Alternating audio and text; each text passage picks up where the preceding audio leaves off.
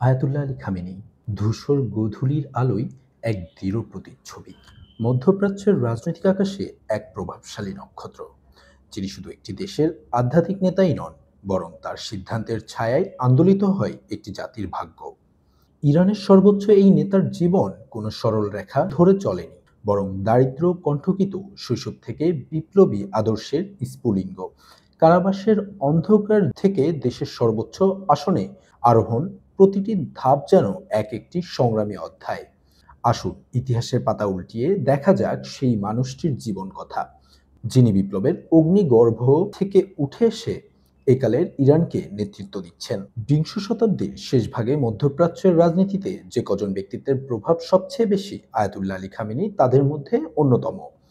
তিনি ইরানের বর্তমান সর্বোচ্চ নেতা, যিনি ধর্মীয় এবং রাজনৈতিক উভয় ক্ষেত্রেই দেশটির দিক নির্দেশনা দিয়ে থাকেন। কিন্তু কেমন ছিল তার জীবনের শুরু? ১৯৩৯ সালের ১৯শে এপ্রিল ইরানের পবিত্র শহর মাশহাদে এক সাধারণ ধর্মপ্রাণ পরিবারে সৈয়দ আলী হোসাইনি খামেনির জন্ম।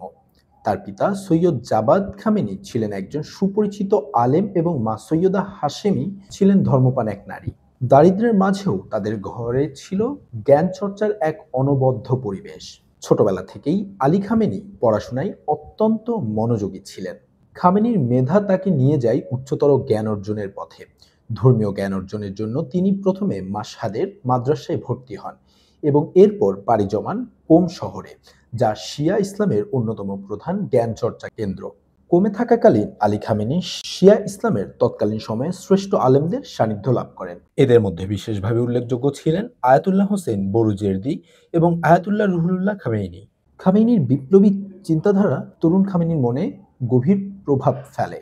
শাহের স্বৈরাচার শাসনের বিরুদ্ধে খামেনির নেতৃত্বে যে আন্দোলন গড়ে উঠেছিল, খামেনি তাতে সক্রিয়ভাবে জড়িয়ে পড়েন। ইসলামী বিপ্লবের ডাকে সাড়া দিয়ে আলী খামেনি শাহ বিরোধী আন্দোলনেও ঝাঁপিয়ে পড়েন। তার বিপ্লবী তৎপরতার কারণে তিনি বহুবার গ্রেপ্তার হন এবং কারাবরণ করেন, কিন্তু কোনো কিছুই তাকে তার লক্ষ্য থেকে বিচ্যুত করতে পারেনি। কারাগারে তার উপর নির্মম নির্যাতন চালানো হয়, কিন্তু তার বিশ্বাস ও প্রতিজ্ঞা আরও দৃঢ় হয়। এই সময়গুলো তাকে ভবিষ্যতের নেতৃত্বের জন্য প্রস্তুত করে তোলে। তিনি বুঝতে পারেন, কেবল ধর্মীয় জ্ঞান নয়, রাজনৈতিক প্রজ্ঞা ও আপসীর নেতৃত্বই পারে একটি জাতিকে আলোর পথে আনতে। খামেনি শুধু একজন ধর্মীয় আলেমই নন, তিনি একজন গভীর চিন্তাবিদ ও লেখকও। তার অসংখ্য বই ও প্রবন্ধ রয়েছে, যার মধ্যে ইসলামিক আইন, দর্শন, ইতিহাস এবং রাষ্ট্র পরিচালনা বিষয়ক গ্রন্থ উল্লেখযোগ্য।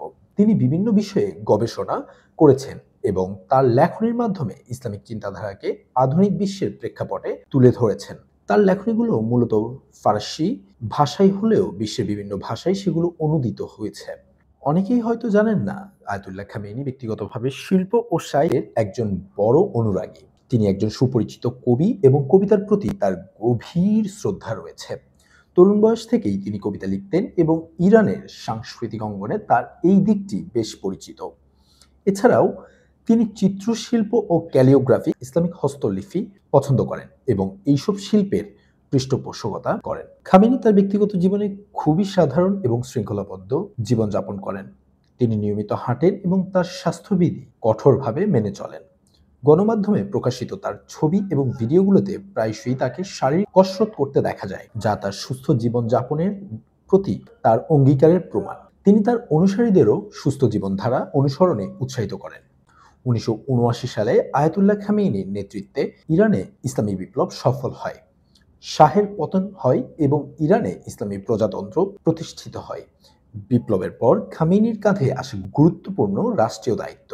বিপ্লবের পরপরই তিনি প্রতিরক্ষা উপমন্ত্রী, ইসলামী বিপ্লবী গার্ড বাহিনীর প্রধান এবং তেহরানের জুমার নামাজের ইমাম হিসাবে নিযুক্ত হন। এই দায়িত্বগুলো তাকে রাষ্ট্র পরিচালনায় অভিজ্ঞ করে তোলে। ১৯৮০ থেকে ১৯৮৮ সাল পর্যন্ত চলা ইরাক-ইরান যুদ্ধের সময় তিনি ছিলেন ইরানের অন্যতম গুরুত্বপূর্ণ সামরিক কমান্ডার। তার দূরদর্শী নেতৃত্ব ও রণকৌশল যুদ্ধ জয়ে গুরুত্বপূর্ণ ভূমিকা রাখে।